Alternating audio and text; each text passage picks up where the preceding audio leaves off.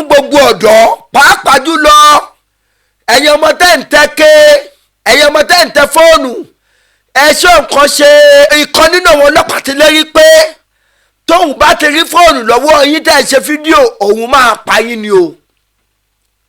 ó ní 26 in service òun ò ní láárí òun ò ní gá òun ò ní go ṣé àìní láárí àìní gá àìní go sórí ìwà náà wọ́n fẹ́ gbélé báyìí ṣé kìí ṣe pé wọ́n fẹ́ pa wá tán báyìí. ẹ̀yin ọba ìsì ẹ̀yin ọ̀dọ́ là ń gba ẹ jẹ́ ká ṣọ́ra wa àwọn ọlọ́pàá yìí depression wà lára wọn. ẹnikẹ́ni èèyàn kéèyàn tá a bí nínú obìnrin tàbí tá a gbé jáde nínú obìnrin tó bá ta sí àgẹ̀rẹ̀ òun á gbẹ̀mí ẹ̀.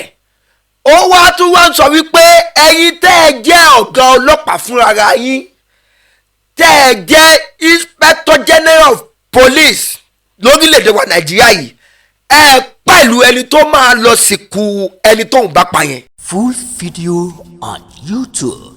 ẹ láwo ikú ní YouTube. Any day when I did work duty as an officer, I did with my rifle, I did work. Make somebody video me. Make that oga when he give an order, someone at the video us. He go do your burial for you. He go bury you. Now he go bury you. The numbers of how many una be una go kick away. Now he go bury una. Allah. They burn anybody where video me when I'm on duty, performing my lawful duty in Nigerian government, Nigerian police for 26 years. I would suffer. ṣé ẹ ti gbọ́ ọkọ̀ tọ́gbẹ̀ni tó sọ ṣé ẹ rí i pé ọ̀gbẹ́ni ń sọ̀rọ̀ pẹ̀lú depression ó wá ń ṣẹlẹ̀ wípé bẹ́nikẹ́ni bá ta sí àgẹ̀rẹ̀ òun àpá. mo wá fẹ́ béèrè kankan lọ́wọ́ yín ọ̀gá ọlọ́pàá inspector general of police Mr. Olatunji Ridwan Disu ṣó yẹ kírú ọlọ́pàá yìí ṣó yẹ kó wà nínú ọlọ́pàá ṣá. Full video on YouTube. ẹ láwo ikú ní YouTube. ẹ má jẹ́ kí wọ́n gbẹ̀mí wá tẹ́ bá ti dọ́dọ̀ ọlọ́pàá ẹ má mú fóònù sọ̀wọ́ o ẹ má mú fóònù sàkú àyà o wọ́n máa lérò pé ṣe fídíò wọn ni o ẹ má jẹ́ kí wọ́n pa yín tán o ẹ̀yin ògùn ọ̀la ògo yín ò ní wọ mi o. Full video on YouTube. ẹ láwo ikú ní YouTube. ẹ káàárọ̀ ẹ káàsán ẹ káalẹ́ ní ibi gbogbo tí ẹ ti ń wò wá ìkànnì òkodoro ọ̀rọ̀ ní mídíà ìgbẹ́gọ́gọ́ náà ní ẹ já sí abẹ́yìn arọ̀yìn pé bí ẹ ṣe ń wò wá ẹ máa tẹ̀lé wa lórí àwọn ìkànnì ayélujára wa lórí Facebook wa wà ní Cubase Master Bracket òkodoro ọ̀rọ̀ ní mídíà lórí TikTok òkodoro ọ̀rọ̀ ní mídíà lórí Instagram òkodoro ọ̀rọ̀ ní mídíà lórí YouTube wa òkodoro ọ̀rọ̀ ní mídíà ẹ sì má gbàgbé láti tan notification button yín sílẹ̀ nítorí àwọn fọ́nrán míì tí ó máa jáde ẹ bá wa like ẹ bá wa comment kẹ́sì bá wa share fọ́nrán wa yìí ojú tẹ́ fún wò wá kò ní fọ́ o etí tí ẹ fi ń gbọ́ wa kò ní di ẹ ṣeun bí ẹ ṣe ń tẹ̀lé wa ṣé ẹ rí ẹ̀yin èèyàn wa ọ̀rọ̀ tí mo fẹ́ sọ yìí ẹ jẹ́ kí oníkálukú wa tá a ní ọmọkùnrin ká máa kọ́pì líǹkì fọ́nrán yìí ká máa paste ẹ̀ sí wọn lórí WhatsApp ká sì máa share fídíò yìí káàkiri lágbára Ọlọ́run ọba a ò ní fojú sunkún àwọn ọmọ wa o.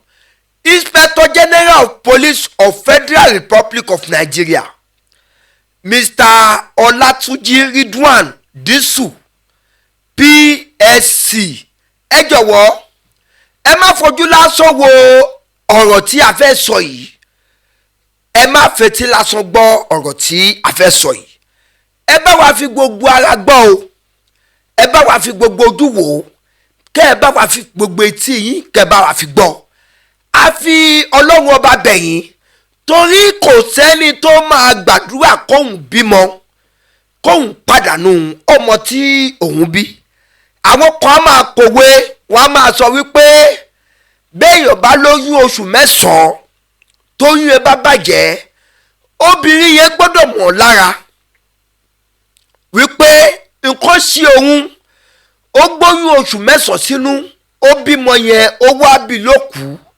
tàbí lẹ́yìn ìgbà tó bí tán ọmọ yẹn dòkú obìnrin yẹn gbọ́dọ̀ máa ronú gbogbo ìgbà torí gbogbo ìgbà tó bá ti rí ẹni tí wọ́n jọ lóyún ẹ̀ nígbà kan náà a máa wò pé tó bá jẹ́ pọ́ ọmọ òun náà kú òun àti eléyìí lọ́jọ́ máa jẹ́ irọ́ lọ́jọ́ máa jẹ́ ẹgbẹ́ kan náà kí ló jẹ́ kí a sọ irú ọ̀rọ̀ tí a sọ yìí. Full video on YouTube. ẹ láwo ikú ní YouTube. a rí ọlọ́pàá kan tó fi fọ́nrán kan síta tí ó wá ń sọ àwọn ọ̀rọ̀ kan àwọn ọ̀rọ̀ tí ó ń sọ yẹn ó ń sọ àtẹ̀mọ́ wípé ọlọ́pàá yẹn ń sọ̀rọ̀ pẹ̀lú depression ó sì wà lérí wípé ẹnikẹ́ni èèyàn kéèyàn tá a bí nínú obìnrin tàbí tá a gbé jáde nínú obìnrin tó bá ta sí àgẹ̀rẹ̀ òun á gbẹ̀mí ẹ̀ ó wá tún wá ń sọ wípé ẹ̀yin tẹ́ ẹ jẹ́ ọ̀gá ọlọ́pàá fúnra yín tẹ́ ẹ jẹ́ inspector general of police lórílẹ̀‐èdè wa nàìjíríà yìí ẹ pẹ̀lú ẹni tó máa lọ sìnkú ẹni tóun bá pa yẹn kí ni ọ̀rọ̀ tó sọ ni wípé ó ní òun ti gbọ́ tí ọ̀gá ọlọ́pàá tó jẹ́ ẹ̀yin gangan fúnra yín Mr. Ọlátúnjí Ridwan Dísù tó fún àwọn èèyàn láṣẹ wípé tọ́lọ́pàá bá fẹ́ gbowó lọ́wọ́ anybody kí wọ́n máa ṣe fídíò ẹ̀ ṣùgbọ́n ẹ má jẹ́ kí ìrìn jìnnà torí ọ̀rọ̀ ọlọ́rọ̀ kò má dùn lẹ́nu wa kó má dàbí wípé àparọ́ mú ẹni yẹn ẹ jẹ́ kí a fi fọ́nrán yẹn wò yín kẹ́ ẹ gbọ́ kẹ́ ẹ wò ó kẹ́ ẹ wo gbogbo nǹkan tàbí kẹ́ ẹ gbọ́ gbogbo nǹkan tó sọ nínú fọ́nrán yẹn ẹ kú kalẹ̀ ojú tẹ fún wòwà kò ní fọ́ fọ́nrán náà rèé. Any day when I dey work duty as an officer I dey with my rifle I dey work make somebody video me make that oga when he give una order say una dey video us he go go do your burial for you he go bury you na he go bury you. Full video on YouTube. ẹ láwo ikú ní YouTube.